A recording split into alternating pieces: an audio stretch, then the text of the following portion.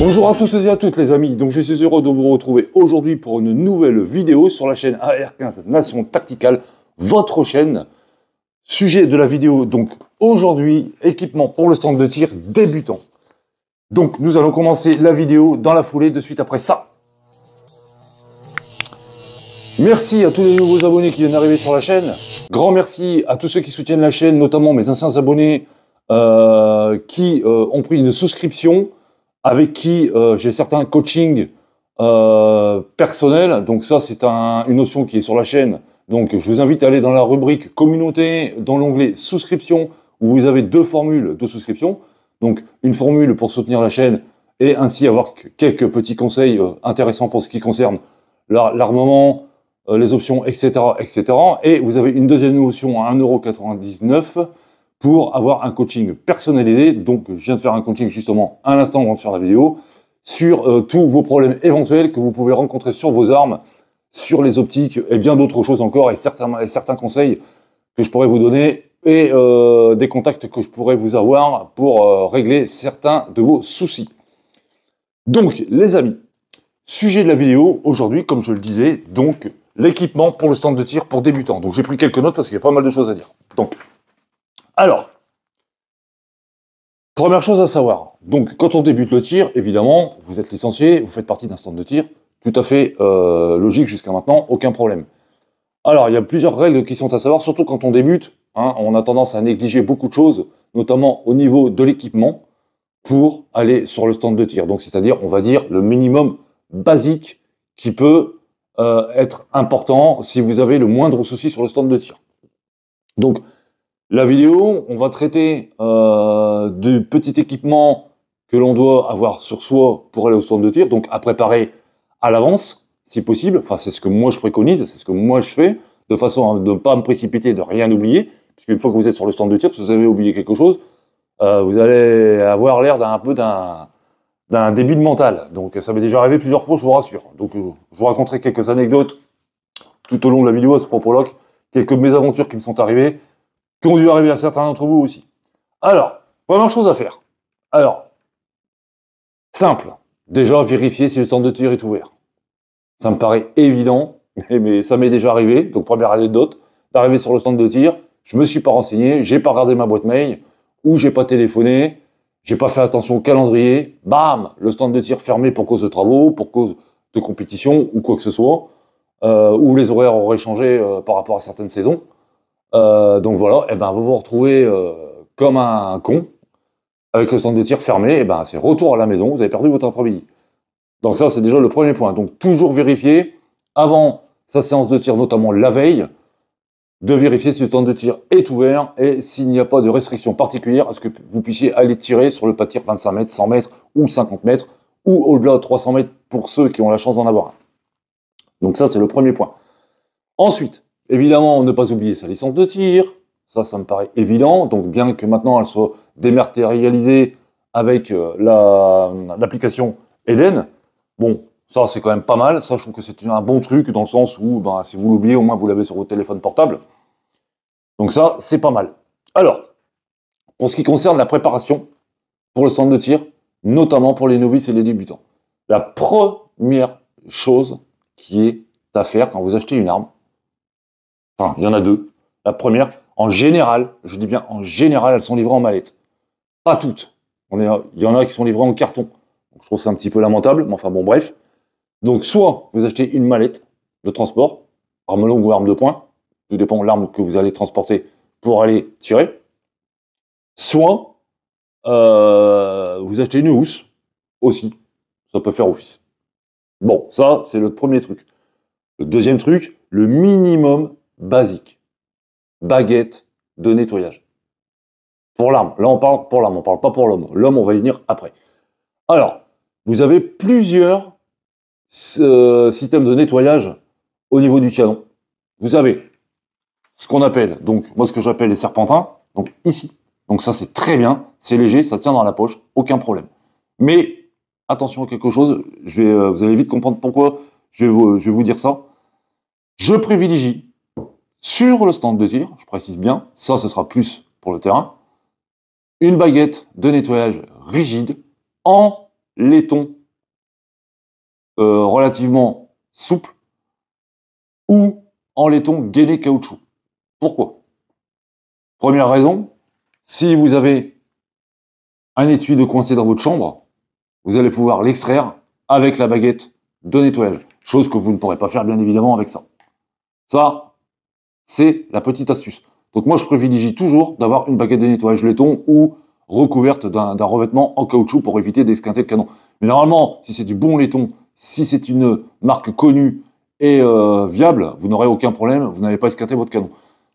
Ensuite, un maillet en caoutchouc pour éviter d'esquinter son arme si on doit taper sur la baguette, notamment sur la bouche du canon, pour pouvoir extraire l'étui, donc de façon à ce qu'il n'y ait pas de choc sur l'arme, ça me semble logique. Donc deux choses, un maillet en caoutchouc, un petit maillet, et une baguette de nettoyage rigide en laiton ou laiton gainé caoutchouc.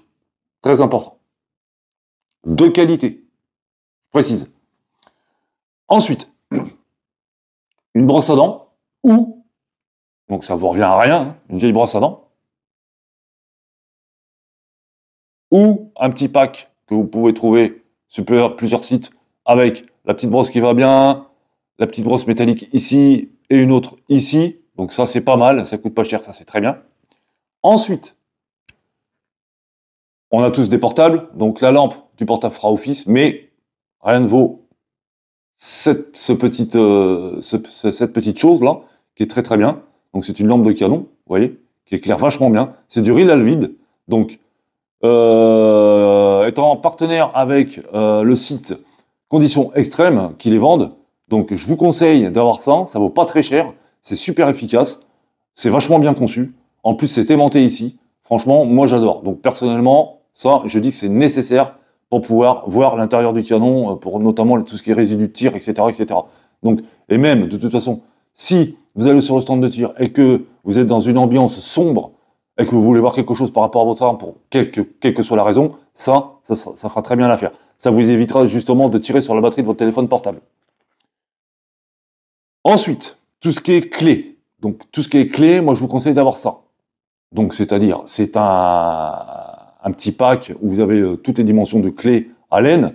Donc, ça, c'est vachement important pour tout ce qui est serrage des rails Picatinny, par exemple. S'il y en a un qui se dessert ou quoi que ce soit, vous avez ça sous la main. Ou si vous devez démonter un rail Picatinny pour une raison quelconque, vous avez ça sous la main. Donc, très important. Donc, on refait un petit récapitulatif. Donc, alors, une baguette rigide, laiton ou gainé caoutchouc, laiton, de qualité, un maillet tête caoutchouc, des brosses métalliques ou en nylon, ou tout simplement, pour ne pas vous ruiner, bien que ça ne coûte pas cher, une brosse à dents, ça fera très bien l'affaire. Ensuite, évidemment, un chiffon, minimum basique. Donc ça fait le minimum, voilà déjà avec quoi vous devez arriver sur le stand de tir pour votre arme. Sans oublier, évidemment, vos chargeurs. Ça m'est arrivé plus d'une fois, je suis arrivé sur le stand de tir, pas de chargeur. Bon, moi j'ai tiré cartouche par cartouche, ouais, super. Enfin bon, bref. Voilà, donc ça a déjà dû arriver à beaucoup. Donc, oubliez les chargeurs ou les munitions. Donc ça, faites un petit récapitulatif la veille, conseil que je vous donne aussi.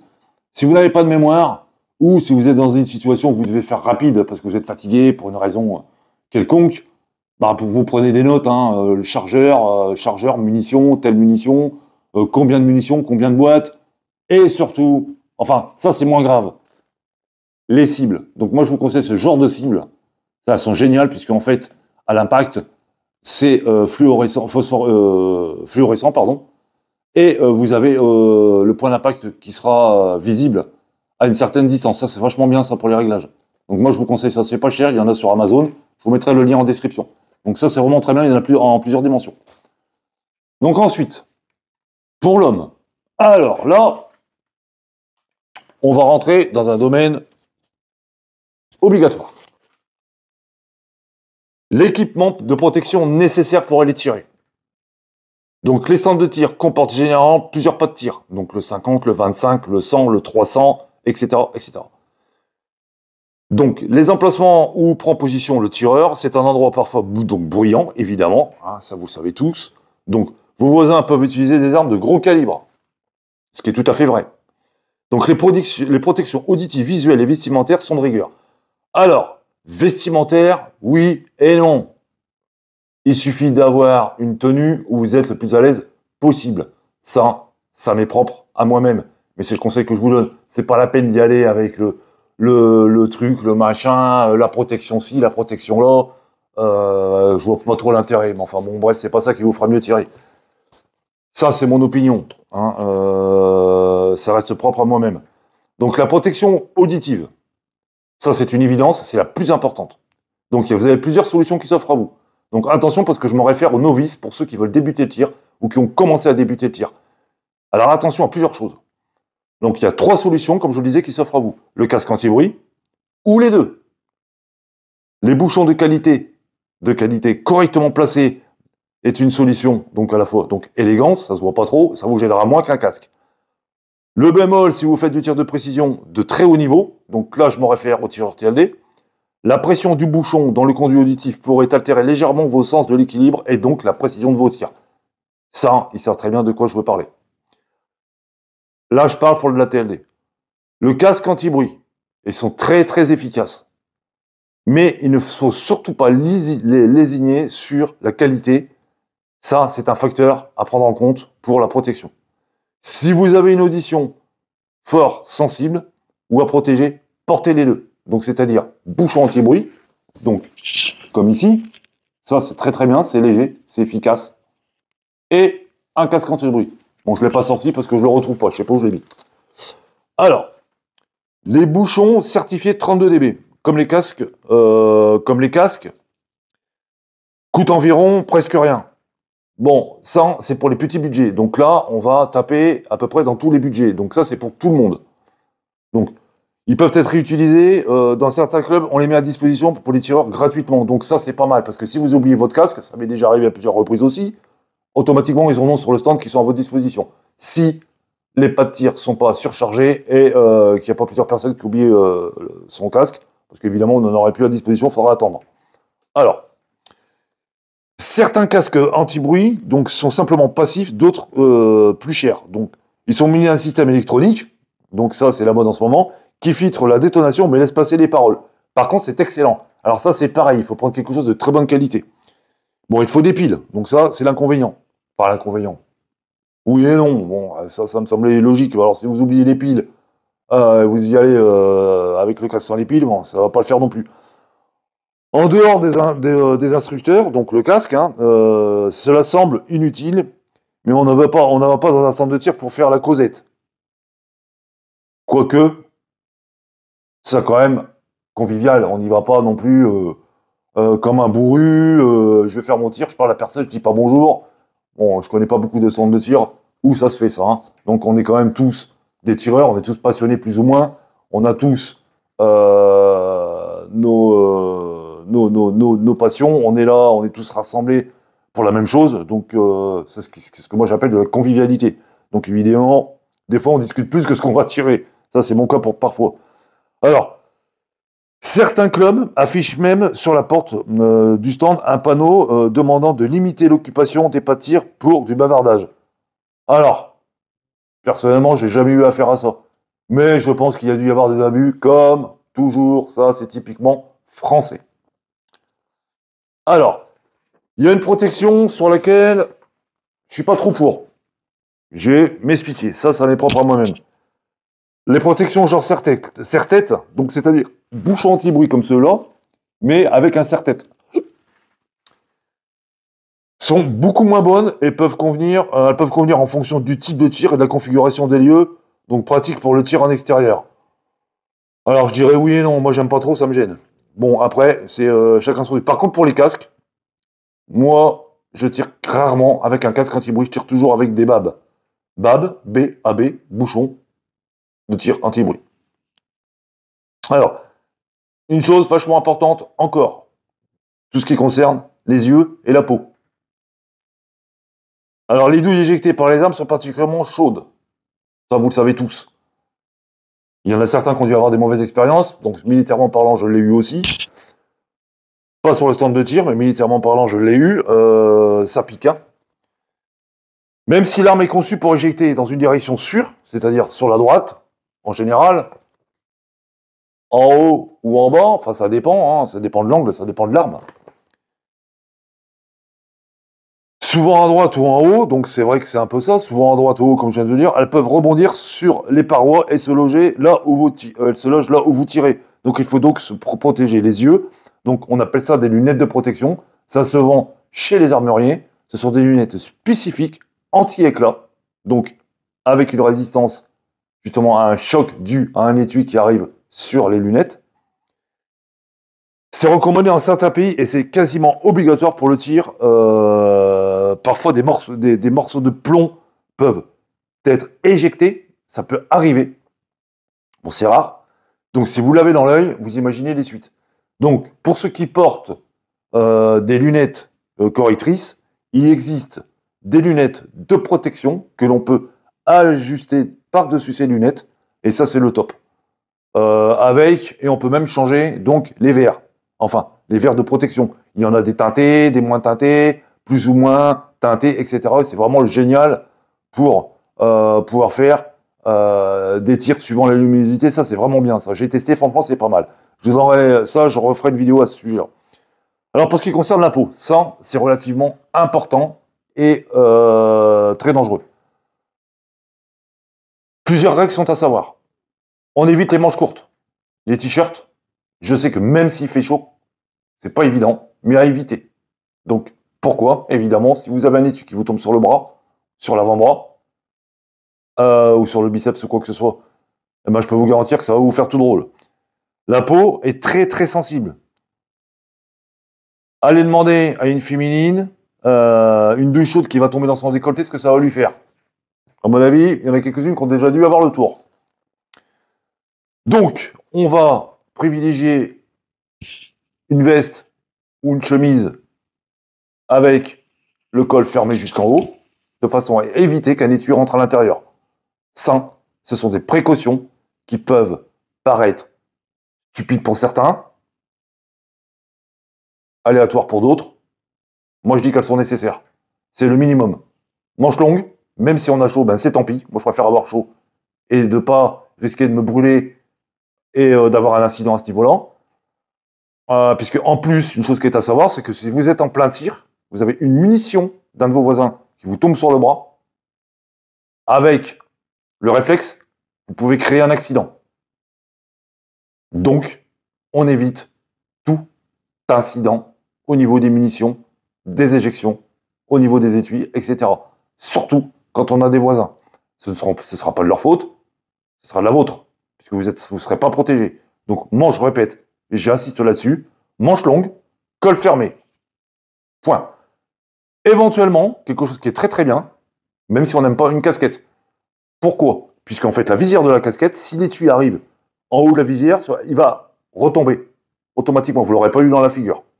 Donc ça, c'est important. C'est une petite astuce que je vous donne. Alors, pour ce qui concerne les entrées sur le pas de tir. Donc ça, c'est pour les novices. On a réglé tout ce qui est administratif, l'enregistrement dans le cahier de registre du stand. Ça, c'est obligatoire pour certains. En général, c'est obligatoire. Bon, on a mis son badge. Certains clubs exigent le port du badge ou le port de la licence visible. Ça, c'est important. On met son téléphone sur occupé ou en coupe.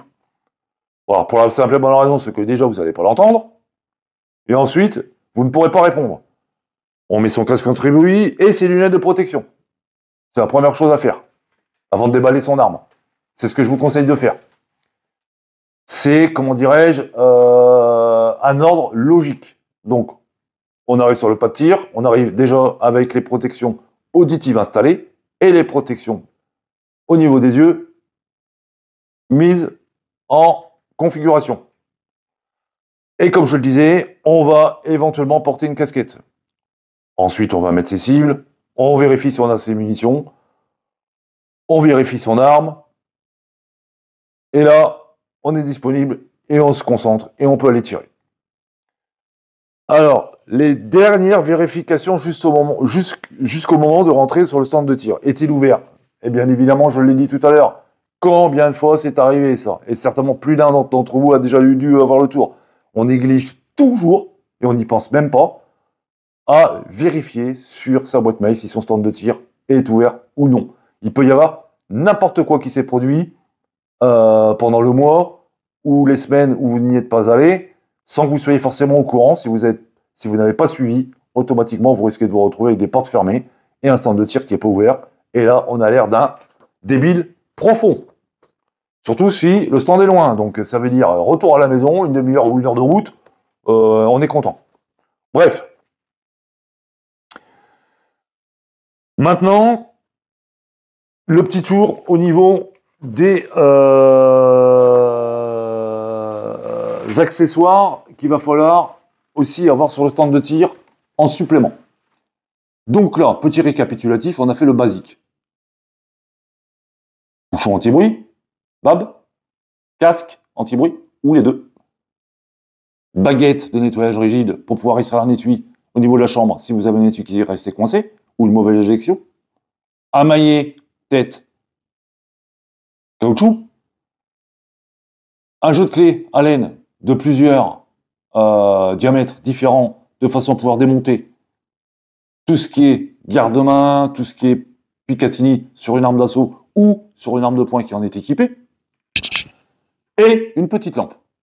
Un chiffon, bien évidemment. Et une petite lampe, comme celle-ci, ou le téléphone portable. Alors, à éviter le téléphone portable. Moi, j'aime pas trop le sortir là-bas, je l'oublie. Comme ça m'évite de regarder mes textos, si j'ai des textos, trucs, machin, nanan, ça déconcentre. Donc ça, par contre, moi, ça, c'est mon conseil. Moi, je fais comme ça. Donc voilà, moi, je vais sur le stand de tir, téléphone, c'est basta. Je l'ai oublié. Maintenant, on va rentrer un peu plus dans les détails. Si vous avez une arme d'assaut ou une arme de poing équipée d'un optique, point rouge, holosight, etc., etc., LPVO, et j'en passe, un truc important à avoir et impératif. Le petit chiffon qui va bien, donc ça vous l'avez chez les opticiens, ou alors c'est livré avec votre optique, et le petit produit de désemballage de la lunette et de protection des lentilles. Ça, c'est super important. Vous n'êtes pas à l'abri de certaines poussières qui vont arriver sur l'optique par rapport au tir de votre voisin, par exemple, s'il tire avec un gros calibre et qu'il y a du souffle, ou quoi que ce soit. Au moins, avec ça, vous êtes tranquille. Ça, c'est en supplément. Je parle bien en supplément. Donc ça, impératif à avoir. La petite bouteille avec le petit pulvérisateur, là, pour les optiques importants. Maintenant, quasiment tous les optiques, en général, sont équipés d'un réticule lumineux. Donc, il va demander une source d'alimentation par pile. Évidemment, on prendra une pile de rechange, suivant le modèle, CR223, etc., etc., etc. Donc, ça, c'est à prévoir. Ensuite, une chose que moi, je conseille, qui coûte pas cher, parce que je l'ai eu à Lidl, et franchement, j'ai testé, ça fonctionne très très bien, mais vraiment très très bien. Jusqu'à 100 mètres, c'est amplement suffisant. Si vous devez faire un réglage d'optique, que ce soit sur votre arme de poing ou votre arme d'épaule, fusil d'assaut par exemple, un télémètre laser. Pourquoi? Parce que lui, il va vous donner la distance exacte. Donc si vous le mettez en bout de canon, comme ceci, ou au niveau de l'optique par exemple, ou en bout de canon, donc parce que vous avez plusieurs positions différentes, ça va vous donner la distance exacte pour votre réglage. Là, on parlera d'une DRO. J'en parlerai plus tard de ça. Ça, c'est super important. Moi, je me suis vu reprendre certains de mes réglages qui avaient été faits avec l'optique par rapport aux caractéristiques de réglage des tourelles. Et sincèrement, avec ça, j'ai réussi à peaufiner mes réglages et à pouvoir faire des tirs hyper précis. Donc je savais par exemple que j'étais, là on va l'allumer, que j'étais par exemple, là, vous voyez, vous avez la petite pointe laser qui est ici. Là on le voit, le petit point rouge, donc c'est ce qui donnera l'impact, enfin la distance, donc sur votre cible. Si vous voulez faire des réglages et des vérifications à certaines distances, entre 100, 50, 25, 10, 15, 5, etc. Vous pouvez le faire avec ça. C'est franchement vachement pratique. Et c'est super précis. Moi, personnellement, je pensais pas, c'est un conseil qui m'avait été donné par un ami à moi en opération. Il faisait ses réglages comme ça. Et c'est une petite astuce que je vous donne. Donc voilà, ça c'est le top du top. Donc ça, c'est la petite astuce et un petit appareil à avoir. Je crois que c'est même pas une trentaine d'euros, si mes souvenirs sont bons, entre 25 et 30 euros. Donc je l'ai eu à Lidl, il fonctionne très très bien. En plus, il est costaud, il est étanche, donc Que demander de mieux? Voilà. Alors, pour ce qui concerne les AR-15, ou toute autre arme d'assaut, c'est-à-dire Hog, VHS-2S, etc., etc., etc., donc tous les fusils d'assaut, je vous avais parlé d'un petit produit Real qui est très très bien, qui est ici, que j'avais fait en vidéo. Je vous avais présenté ses fonctions. Il est idéal, il est pratique, il est petit, il est léger, et en plus vous avez une pochette pour pouvoir le mettre dedans. Donc ça, c'est vraiment bien. Vous avez un petit crochet ici pour pouvoir l'attacher avec un mousqueton sur votre ceinture ou sur le passant de votre ceinture. Franchement, c'est l'idéal, hein. C'est pas mal pour ce qui est gilet porte-plaque aussi. Ça prend pas de place. Ça, c'est un outil à avoir. Outil multifonction pour la R15, Real que vous pouvez trouver chez nos amis Conditions Extrêmes, qui sont nos partenaires. Donc, aussi une chose qui est importante. Ça. Et ça. Impératif aussi. Ça, je parle pour les novices. Surtout quand on débute. Ça va vous permettre de pouvoir prendre des notes de vos réglages, si vous avez fait un réglage d'optique, que vous allez pouvoir mémoriser sur votre carnet. Pourquoi? Puisque automatiquement, quand vous allez faire vos réglages, si par exemple, quelques mois après, pour une raison quelconque, vous voulez changer vos réglages, vous n'allez pas forcément vous souvenir exactement de ce que vous avez fait. Donc moi, je prends des notes. Et c'est ce qu'il y a de mieux. Au moins, vous savez ce que vous avez fait, et vous savez comment vous l'avez fait et à quel moment vous l'avez fait. Ça, c'est impératif aussi pour tout ce qui est, bon, TLD, j'en parle même pas, parce que ça, c'est minimum basique, c'est obligatoire. C'est impératif d'avoir un carnet. Par exemple aussi, vous pouvez avoir sur le stand de tir, je sais pas, des annonces de vente, des informations importantes. Bon, vous me direz, vous avez le téléphone pour prendre la photo. Ok, d'accord. Mais bon, ayez toujours un carnet sur vous, ça peut toujours être intéressant et pratique. Et c'est utile, ça. Donc un carnet. Donc je le laisse là, d'ailleurs. Comme ça, au moins, ça fait partie de la panoplie. Donc, alors, une chose aussi importante, qui paraît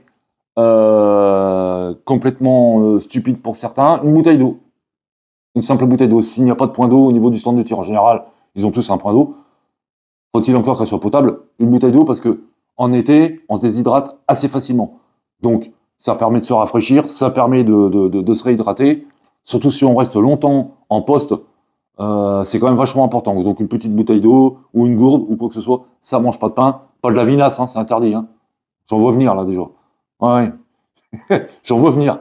Donc, de l'eau fraîche, si c'est possible, avec une petite glacière ou quelque chose comme ça, au moins, si vous partez pour la journée au stand de tir, ça peut arriver, moi ça m'est déjà arrivé, eh ben, on prend de quoi se restaurer, on prend de quoi boire, c'est vachement important. Ça, on se déshydrate très vite. Petite information, on se déshydrate plus facilement en hiver, enfin, beaucoup plus facilement même en hiver, pour des raisons que j'expliquerai un jour dans d'autres vidéos. On se déshydrate plus facilement en hiver, donc et on le sentira beaucoup moins en hiver.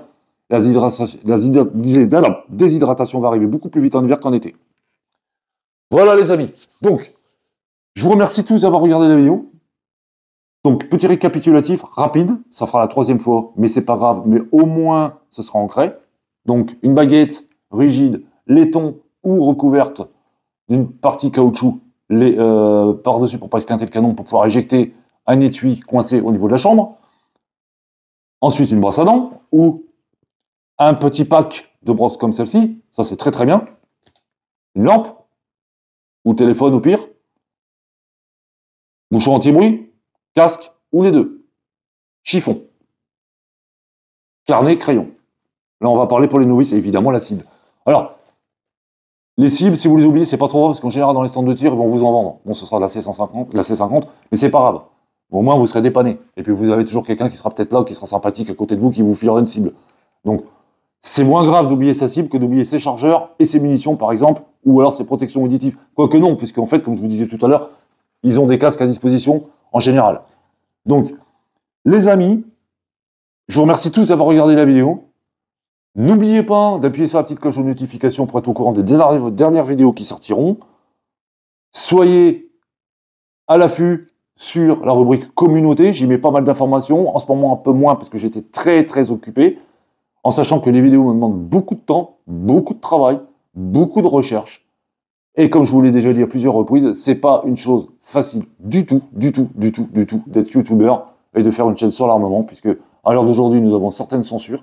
Donc, il faut faire très attention à ce qu'on fait et très attention aussi à ce qu'on dit. Donc, c'est vraiment compliqué. Donc, les amis, je compte sur votre soutien. Je compte sur vous. Merci à vous tous. Merci à tous mes abonnés d'être fidèles sur la chaîne. Je vous dis à très bientôt pour une nouvelle vidéo. Ciao les amis.